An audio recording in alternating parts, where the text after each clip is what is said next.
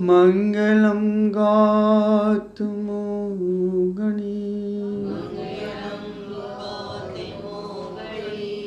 मंगलम पुष्पदंताद्यो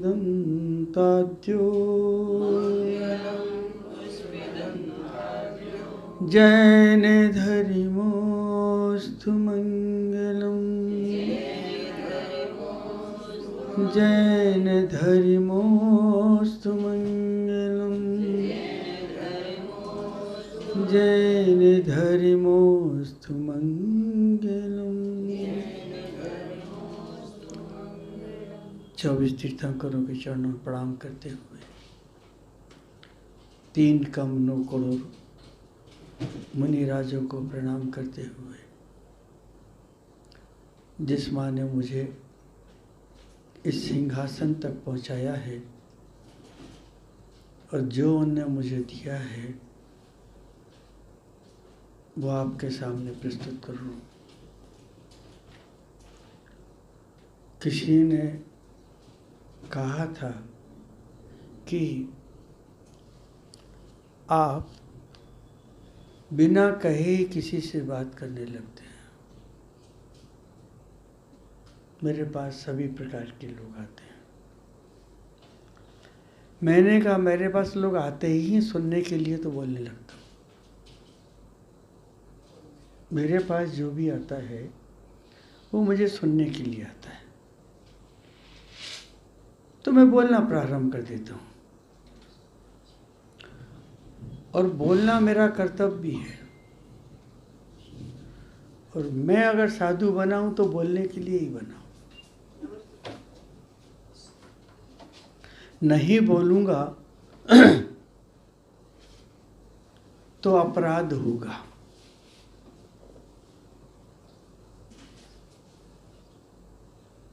नहीं बोलूंगा तो अपराध होगा। जो मिला है वो बांटने के लिए मिला है।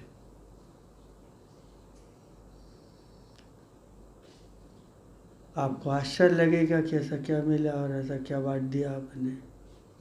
जो मैं बांट रहा हूँ तुम्हारे पास नहीं है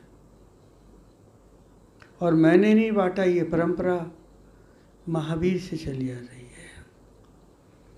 जब भगवान महावीर को केवल ज्ञान की प्राप्ति हुई और 66 दिन ही बोले तो इंद्र का सिंहासन कांप गया। उनके चरणों में बैठ कर के उसने प्रार्थना करते हुए कहा कि हे स्वामी, आपके पंचकर्णक मनाने में कोई भूल चूक तो नहीं होगी। आप रूठ क्यों गए? बार बार अपना मुकुट उनके चरणों में रखा। तीर्थंकर कोई सामान्य व्यक्ति तो नहीं थे कि जैसे हम लोग बात करने लगते हैं वो भी बात करने लगते। नो रिप्लाई नो आंसर, कोई उत्तर ही नहीं दिया उन्होंने। तीर्थंकर को भी दिव्य धनी के लिए मिला था तो उन्होंने भी बोला। 66 दिन नहीं बोले और बोले तो ऐसे बोले कि फिर बोले ही बोले। जो केवल ज्ञान हुआ है वो देने के लिए हुआ है, बांटने के लिए हुआ है, समझाने के लिए हुआ है। जो संत होते हैं वे करुणादानी होते हैं, परोपकारी होते हैं। ममत्व कूट कूट के भरा होता है उनके अंदर। तो जो मिला है उसे मैं बांटना चाहता हूँ। जो मिला है उससे आपको मिलाना चाहता हूँ। जो पाया है वो आपको सुनाना चाहता हूँ। बांटना जरूरी है। घर में अगर पकवान बनाए हैं और नहीं अगर बांटे जाए, रखे जाए तो खराब हो जाएंगे, सड़ जाएंगे। संत के प्रवचन और तीर्थंकर की दीपधनी सुगंध के समान होती। इत्र अगर बनाया जाता है तो बांटने के लिए, उसकी सुगंध बाहर नहीं जाएगी। फूल खिलेगा तो अगर मैं सौरभ नहीं बांटेगा तो क्या करेगा? तितलियां कैसे पहुंचेगी? महक कैसे पहुंचेगी? फिर उसे निचोड़ा कैसे जाएगा? फिर आप इत्र से संबंधित कैसे होंगे? बहुत सारी बातें बांटना जरूरी है। मिल जाए और ना बटे तो सबसे बड़ी कंजूसी है। दो प्रकार के मुनि होते हैं, एक वो हैं दीक्षा लेते हैं, साधना करते हैं, डायरेक्ट चले जाते हैं, कुछ नहीं दे गए। कोई कंजूस रहा होगा, साधना में देखे देखे खड़ा हो गया तो भाग से कंजूस रहा होगा, उन्हें दिए ही नहीं। जैसे ही उनको केवल ज्ञान मिला उसी समय उनको मोक्ष भी मिल गया, निकल गए, पिछले संस्कार रह गए उनके कहीं ना कहीं। और जो करुणा से, क्या हुआ इसका, और जो करुणा से भरे हैं पंडित जी, ये रूठ गए।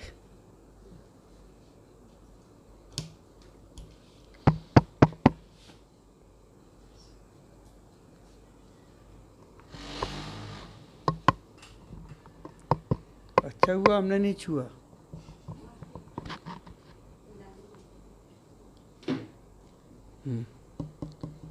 वहीं से गड़ नीचे से। हेलो, देख ला।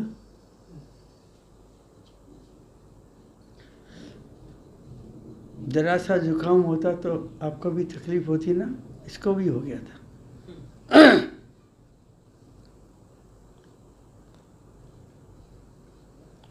हर फूल अपनी सुगंध को बांटने की कोशिश करता है और तितली को आमंत्रित करने की फिराक में रहता है। फूल की गंध जब आगे बढ़ती है तो मनुष्य भी बगीचे की तरफ बढ़ता है और फिर अपने हाथों से उसे उठाने की कोशिश भी करता है। शोभा है। पंडित जवाहरलाल नेहरू तो गुलाब का फूल भी सामने ही लगा के रखते, उनकी पहचान उसी से थी। और एक बात और है, आपका जन्म जो हुआ है काय के लिए हुआ? तितली का जन्म काय के लिए हुआ? इत्र का जन्म काय के लिए हुआ? पक्षियों का जन्म काय के लिए हुआ? रैकेट काय के लिए बनाया गया? जहाज काय के लिए बनाए गई? अब बताइए ना। तितली उड़ने के लिए पैदा हुई, मनुष्य आकाश में जाने के लिए जन्मा है। पंडित जी कभी सोचा कि हम आकाश में चले जाएं? मुक्ति तो वही है, मोक्ष कहाँ पे? ऊपर है ना, सिर के ऊपर। आपका जन्म आकाश में जाने के लिए हुआ है और पृथ्वी पे कोई भी चीज डालो तो एक बार पृथ्वी से लग के पहले ऊपर जाती, फिर बाद में नीचे आती है, क्योंकि पृथ्वी का ग्रेविटेशन बहुत ज़्यादा है और वस्तु हल्की है। तो आदमी भी आकाश में ऊपर जाना चाहता है। ये छोटा सा, ये बैठे हैं यहाँ पे, इनसे पूछो अभी और ऊपर जाना है, और ऊपर पद पे जाना है। हर आदमी चाहता है। साधु भी बने तो बोलता मेरे को भी आचार्य बन जाऊं तो मैं ऊपर निकल जाऊं। आचार्य बन गया तो बोलते गणाचार्य बन जाओ। नहीं, इट इज फैक्ट। हम लोग नहीं बोलते, बात अलग है, लेकिन एक मन के अंदर लालसा होती है जो दबी होती है और कुछ नहीं बनना चाहते। और हम बोलते हैं अगर तुम्हारे सामने अक्षर नहीं होते तो क्या करते? संसार को समझने के लिए अक्षर और अक्षय चीज चाहिए। अक्षय तो चाहिए निर्माण के लिए और अक्षर चाहिए समझने के लिए। बोलिए, लगता कि नहीं लगता है? इनसे हम कनेक्टेड हैं। क्षर, अक्षर, फिर उसे अक्षय, शब्द तो वही है। क्षर करेंगे तो मिटने के लिए भी है और अक्षर कहेंगे तो मिटने के लिए भी नहीं है ना? और उसी से अक्षरों का क्या बनता है? यंत्र। कैसे बनते हैं? अक्षर नहीं होंगे तो मंत्र हैं। अक्षर मंत्र है। एक अक्षर का मंत्र बहुत प्रभावी है, फिर 2 का प्रभावी, फिर 3 का प्रभावी। शब्द प्रभावी है। वो अपने अंदर ऊर्जा लेकर के पैदा हुए हैं। मंत्र का मतलब ही है कि बंधना, मंत्र बांध लेता है, आपको बांध लेगा। और शादी होती तो यही शब्द ही तो पढ़े जाते हैं, मंत्र बंधन करने के लिए। और कोई अगर बीमार पड़ता है तो इन्हीं मंत्रों से उसे पचाया भी जाता है। अक्षर, आ माने नहीं, क्षर माने समाप्त। सिद्धो वर्ण समाम्नाया, सिद्धो वर्ण, ये तो हमारे जितने भी तीर्थंकर आए और जितने भी लोग आए हैं और जो आज जितनी शिक्षाएं हैं, ये इन्हीं अक्षरों के अंदर है। नया अक्षर तो पैदा ही नहीं हुआ आज तक, अनादि संबंधी। अब आप सोचिए, अगर इंसान पैदा होगा तो अक्षर पैदा होगा। जानवर को अक्षर की जरूरत नहीं है, भौंकने की जरूरत है, खाली चिल्लाने की। लेकिन इंसान को अक्षर की जरूरत है, उसे शब्द बनाना पड़ेंगे, शब्दों से सब चलेगा। तो ये अक्षर तक की यात्रा है और अक्षर से क्षर तक की यात्रा है। इन्हीं यात्राओं के लिए सब मनाए गए। इसी अक्षर से मंत्र भी है, तंत्र भी है और यंत्र भी है। यंत्र बनेगा तो गाड़ियां चलेंगी, मंत्र चलेगा तो तुम्हारा काम हो जाएगा, और तंत्र बनेगा तो समझ लीजिए आप समूह में आ जाएगा, संगठन हो जाएगा। ये हमारे जीवन के आवश्यक एलिमेंट्स हैं, तत्व हैं। इनके बिना हम जी नहीं सकते। शब्दों से तो हमारी पहचान है। जब लड़की देखने के लिए जाते हैं तो लड़की से कहते हैं 2 शब्द तो बोलो, कहीं ऐसे नहीं गूंगी बहरी मिल जाए। बुलवाते कि नहीं? बोलो ना, आप लोग जाते हो तो। हाँ, नहीं बुलवाएंगे तो धोखा नहीं खाएंगे, फिर कहेंगे खड़ी हो जाओ, लूली लंगड़ी तो नहीं। उससे कहेंगे बेटी तो वो सामान लेके आना, उसका मतलब क्या, चल के बताओ। हमारा जीवन भाषा से, वाणी से, अक्षर से जुड़ा है, क्योंकि अक्षय यात्रा पर जाना है। रिलेशन भी बनाना है और अक्षय यात्रा पर भी जाना। तो जीवन का एक मोटो आपको बना लेना चाहिए।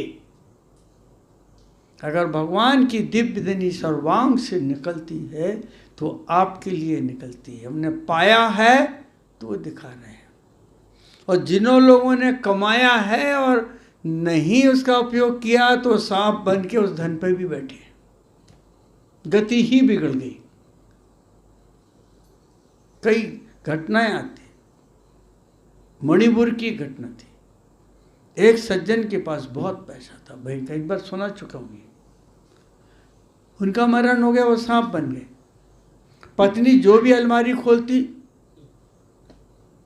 ये पेटी खोले तो ये, अलमारी खोले तो ये।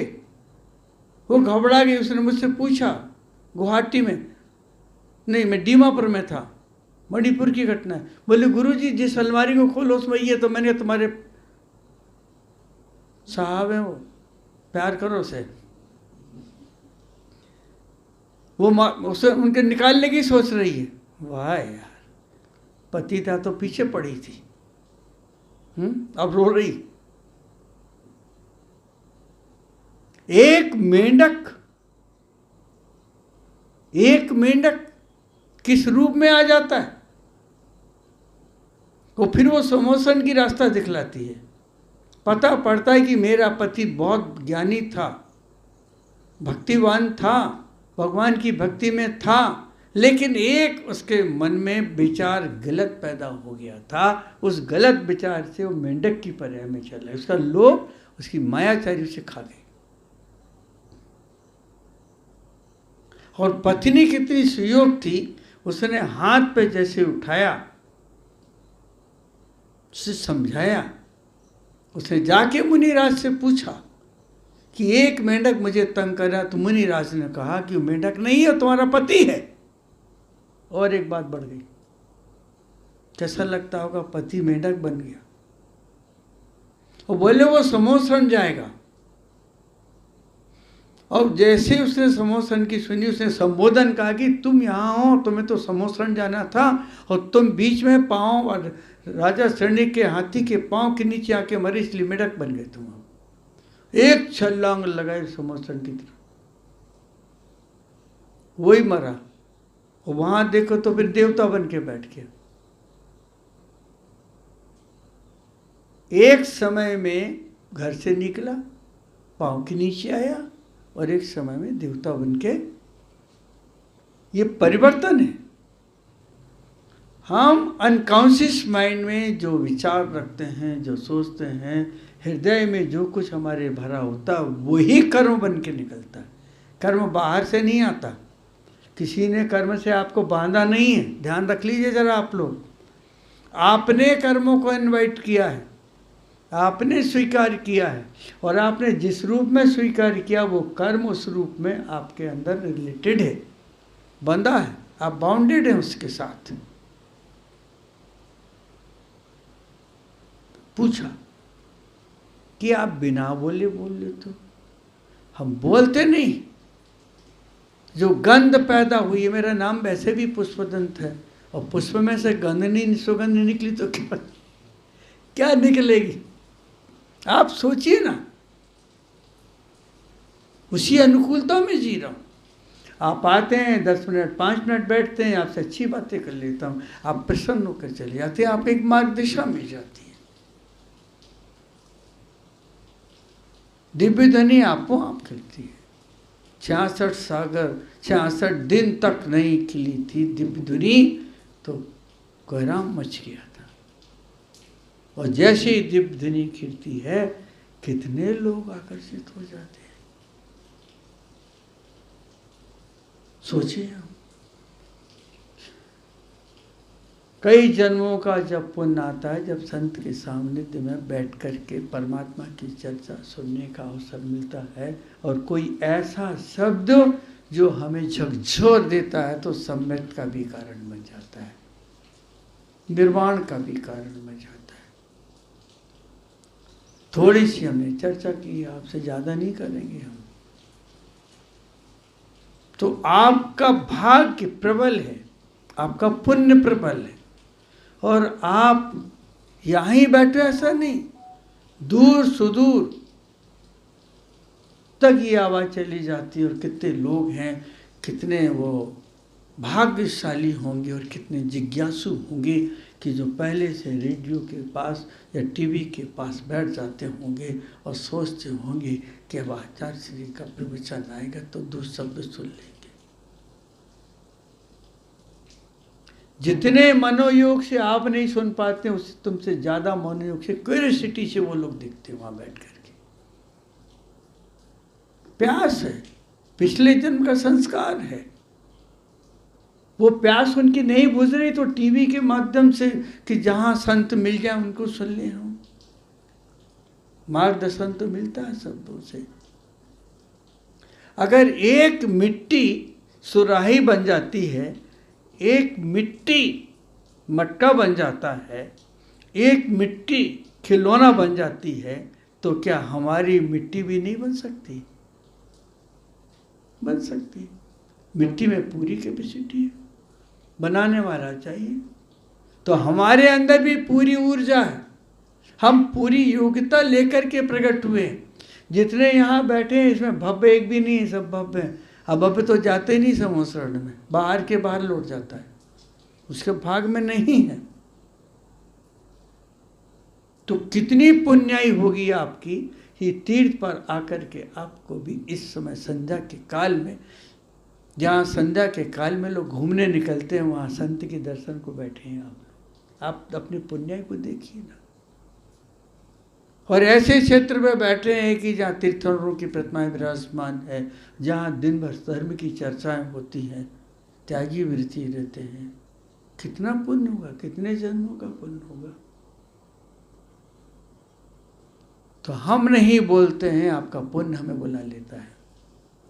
आपकी पुण्याई हमें मुंह खोलने के लिए ऑटोमेटिक हो जाता है कि भव्य जीव है।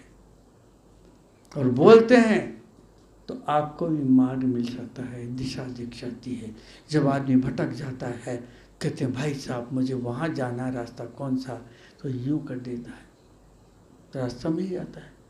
मैं भटक गया, सौरभ सागर जी को जब मैं लेकर के जसपुर से निकला, भयंकर तूफान, पानी भयंकर, बहुत बड़ा तूफान। हम बैठ गए एक पेड़ के नीचे जंगल में। एक आदमी निकलता खाकी वर्दी में, बोले आप यहाँ कैसे, यहाँ से कोई जिंदा नहीं लौटता है। हमने कहा हम रास्ता भूल गए। बोले यहाँ से 25 कदम जाके ऐसे बाएं मुड़ जाना, आपका रास्ता, दाएं मुड़ जाना, रास्ता मिल जाएगा।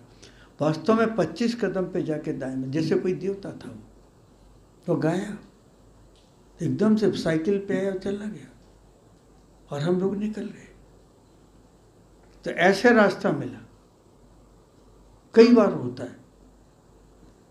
एक रात जहाँ मैं छिंदवाड़ा में रुका था, बिल्कुल सामने, कितनी दूरी पर, जितनी दूर पर डोम है, लोग जा रहे थे और रोना गाना चल रहा था। दादी थी 80-90 साल से ऊपर की थी, ऊपर की थी। तो मैंने देखा छत पे सी रोना, तो मेरे को करुणा आई, तो मैं उतर गया और मैं उसके घर में चला गया 12 बजे रात को। मैंने देखा कि समाज के लोग बैठे, बोले अरे गुरुजी आ गए। मैंने जैसे ही उसका हाथ देखा तो इन लोगों ने उसको नीचे नहीं लुटा रखा था। मुझे ऐसा लगा कि नहीं तो अभी जिएगी। मैंने कहा इसको ऊपर रखो, और ऊपर रखा तो फिर उठ के आ गई, ले आए दर्शन को। बोले महाराज दादी जी के दर्शन। सवेरे आई तो फिर चल के आ गई, जिसको ले जाने की तैयारी ले जाने की तैयारी थी। और एक संत के आने से उसकी आयु बढ़ गई। हमारे यहाँ एक लाए थे, माता जी को अगर याद हो, 6 महीने तक कुमार भी थे हमारे, 6 महीने तक मरना नहीं। घर वाले परेशान, वो कहीं कम मरेगी। मैंने कहा मैं थोड़ी मारूंगा उसको। हाँ, बार बार पूछे। मैंने कहा मत पूछिए, अब जाइए। जब कैसा लगता है लोगों को। सीधी बात यह है कि हम आए हैं, आने के पहले अगर हम अच्छे कार्य कर लेते हैं, संस्कार अच्छे डाल लेते हैं, तो हमारी गति सुगति हो जाती है और तर जाते हैं। और यही संस्कार हमें देव पर्याय में ले जाके तीर्थंकरों के दर्शनों को ले जाते हैं, आकृतिम चैत्यालयों को ले जाते हैं, और फिर हमारा कल्याण संभव हो जाता। ओम नमः।